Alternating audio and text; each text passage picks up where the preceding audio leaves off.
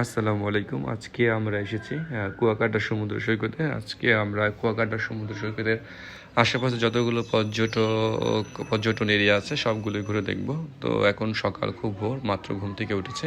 কারণ আমরা রাতেই অ্যালার্ম দিয়ে রেখেছিলাম যে আমরা সকালে ঘুম থেকে উঠে যে সূর্যোদয় দেখা যায় যে জায়গা গঙ্গামতির চর, সেখানে যাব। সেজন্য আমরা খুব আর্লি অ্যালার্ম দিয়ে রেখেছিলাম, ঘুম থেকে উঠলাম। তো আমরা এখন বের হব গঙ্গামতি চরের উদ্দেশ্যে। জাস্ট আমার রুম থেকে দেখে দেখাচ্ছি কুয়াকাটা সমুদ্র সৈকত। এটা হচ্ছে আমার রুম। একেবারে রুমের খাটে বসি আমি কুয়াকাটা সমুদ্র সৈকত দেখতে পাচ্ছি, আর মন ভরে যাচ্ছে, একেবারেই মন ভরে যাচ্ছে। মানে বলা বোঝানো যাবে না কতটা সুন্দর, অনেক সুন্দর পরিবেশ। দেখেন এই যে কুয়াকাটা সমুদ্র সৈকত। দেখতে গেলে শীতের মৌসুম আমার কথা বিশেষ করে না নাই লাল কাঁকড়া দেখতে গেলে সমুদ্রের বালি লাগবে লবণাক্ত। পর্যটন স্থল কুয়াকাটা সৈকতের নিকটে অবস্থিত একটি প্রাকৃতিক চর। এখানকার চরে সৃষ্টি হয়েছে নদী ও সাগরের পলল পদার্থ জমে ধীরে ধীরে ভূমি গঠনের মাধ্যমে প্রাকৃতিক সৌন্দর্য। চরটির চারপাশে বিস্তৃত নীল সমুদ্র, বালুর তটরেখা দেখা যায়। সূর্যোদয় ও সূর্যাস্তের জন্য এটি কুয়াকাটা অন্যতম সেরা স্থান। চরটিতে বিভিন্ন প্রজাতির পাখি, বিশেষ করে অভিবাসী পাখি, শীতকালীন অতিথি পাখি দেখা যায়। ম্যানগ্রোভ বন, কেওড়া গাছ, বন্য প্রাণীর উপস্থিতি এলাকায় একটি প্রাকৃতিক আকর্ষণ হয়ে উঠেছে। তো যারা এখানে ভ্রমণ করতে চান তারা অবশ্যই প্রথম ঢাকা থেকে হোক, যে কোনো বিভাগীয় শহর থেকে হোক, আপনি সরাসরি চলে আসবেন কুয়াকাটা থেকে 10-12 কিলোমিটার দূরে। আপনি যে কোনো গাড়িকে বললেই আপনাকে নিয়ে যাবে এখানে। আসলে গঙ্গামতির চর শুধু যে একটা পর্যটন কেন্দ্র তা নয়, এটি উপকূলীয় জীববৈচিত্র্যের জন্য গুরুত্বপূর্ণ। প্রাকৃতিক বাঁধ হিসেবে জলোচ্ছ্বাস ও ঘূর্ণিঝড়ের প্রভাব কমাতে সাহায্য করে এই গঙ্গামতি চর। মৎস্য চিংড়ি প্রজননের জন্য অনুকূল এলাকায় এই গঙ্গামতি চর। আসলে আপনি যদি ঢাকা থেকে যেতে চান তাহলে আপনাকে যেটা করতে হবে, ঢাকা থেকে কুয়াকাটা পর্যন্ত বাসে চলে আসতে পারেন। অনেক ধরনের বাস চলে, sakura, Hanif, eagle, green line, আরও অনেক নাম না জানা অনেক বাস চলে ঢাকা থেকে। আপনি 1000 থেকে 1200 টাকা ভাড়া দিয়ে আপনি সোজা চলে আসতে পারেন এখানে। এছাড়া যদি কেউ বিমানও আসতে চান তারা আমার কাছে মনে হচ্ছে যে আমরা সুন্দরবন চলে আসছি। বিমানে চলে আসতে পারেন এবং সেখান থেকে বরিশাল থেকে কুয়াকাটা চলে আসতে পারেন এবং এখানে এসে এই গঙ্গামতির চর ভ্রমণ করতে পারেন।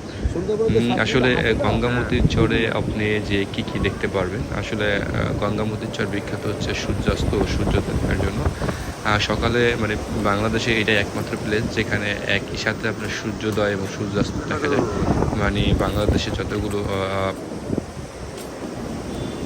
যেটাই আসলে শীতকাল আসলে এখানে হাজার হাজার অতিথি পাখি থাকে। ঢাকা আর ওরাওয়ারি চরের পরিবেশটি চরটির চারপাশে ছোটোখাটো ব্যাঘ্র বনাঞ্চল রয়েছে। আর এছাড়াও আপনি এখানে প্রবাল, বাল, শামুক, ঝিনুক এগুলো অ্যাভেলেবেল পাবেন। আর জেলেদের জীবন ব্যবস্থাও দেখতে পারবেন। জেলেরা যে মাছ ধরে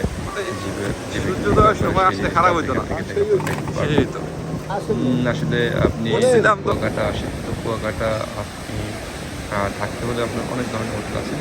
এক কথায় অসাধারণ।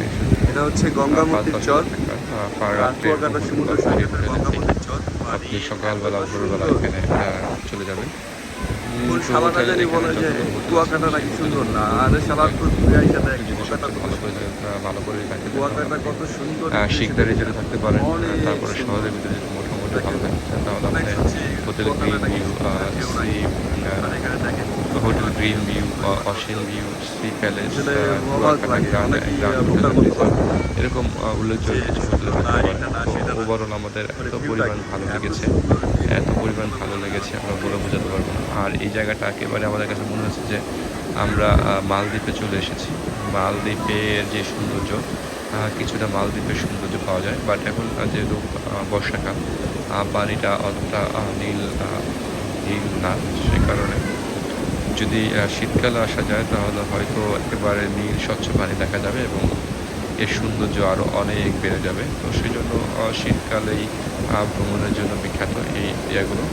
তো আসলে এখনও আমার এত পরিমাণ ভালো লেগেছে বলে বোঝাতে পারবো না, কারণ আমি তো কক্সবাজার অনেকবার গিয়েছি, বাট এই প্রথমবারের মতো কুয়াকাটা গিয়েছিলাম। কুয়াকাটার যে অপরূপ সৌন্দর্য, এক কথায় মানে অপূর্ব ছিল কুয়াকাটা। মহাজগতে মানে খুবই ভালো কত যে লেগেছে। সুন্দর সুন্দর সুন্দর উপমা সেটা বলে বোঝানো যাবে না।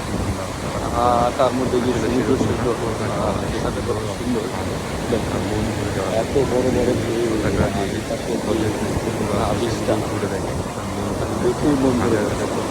কিছু ভাই এখানে হোটেল পাচ্ছে, সেটাও দেখে মন ভরে যাচ্ছে। আর হোটেল থাকার জন্য সমস্যা নেই, আপনি আপনার চাহিদা মতো হোটেল পেয়ে যাবেন। তো তারা কুয়াকাটা যাতে অবশ্যই চলে আসতে পারে। দূরত্ব কক্সবাজার বিবেচনায় বললে কমই, তারপর একেবারে কম দূরত্ব বলা যাবে না। দারুণ জায়গা। ভালো আসসালামু আলাইকুম, কেমন আছেন সবাই? সবাইকে শুভ সকাল। আমরা আছি এখন কুয়াকাটা সমুদ্র সৈকতে।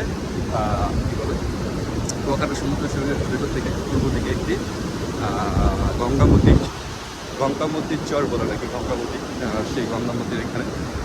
তো আসলে এত সুন্দর, অনেকে মানে আমি সারপ্রাইজ হয়ে যাচ্ছি কুয়াকাটার সৌন্দর্য দেখে, মানে টোটালি সারপ্রাইজ। আসলে এত সুন্দর কুয়াকাটা আসলে আমার মানে ধারণাই ছিল না, একেবারে ধারণা ছিল না কুয়াকাটা এতটা সুন্দর।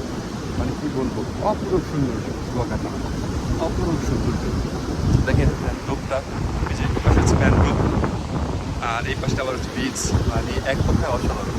মানে কুয়াকাটা এত সুন্দরভাবে আমি আসলে ট্রিপ করতে পারিনি, কখনোই ট্রিপ করিনি। আমাদের গাড়ি হাঁটতে জঙ্গলের ভিতরে যাচ্ছে, আর আমরা হেঁটে হেঁটে ছবি তুলছি।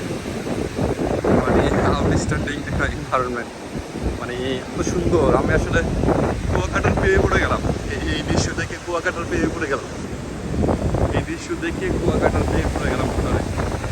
মানে এত সুন্দর কুয়াকাটা আমি আসলে আগে আমার জানা ছিল না যে কুয়াকাটা যে এত সুন্দর হবে, সেটা আমার আগে জানা ছিল না।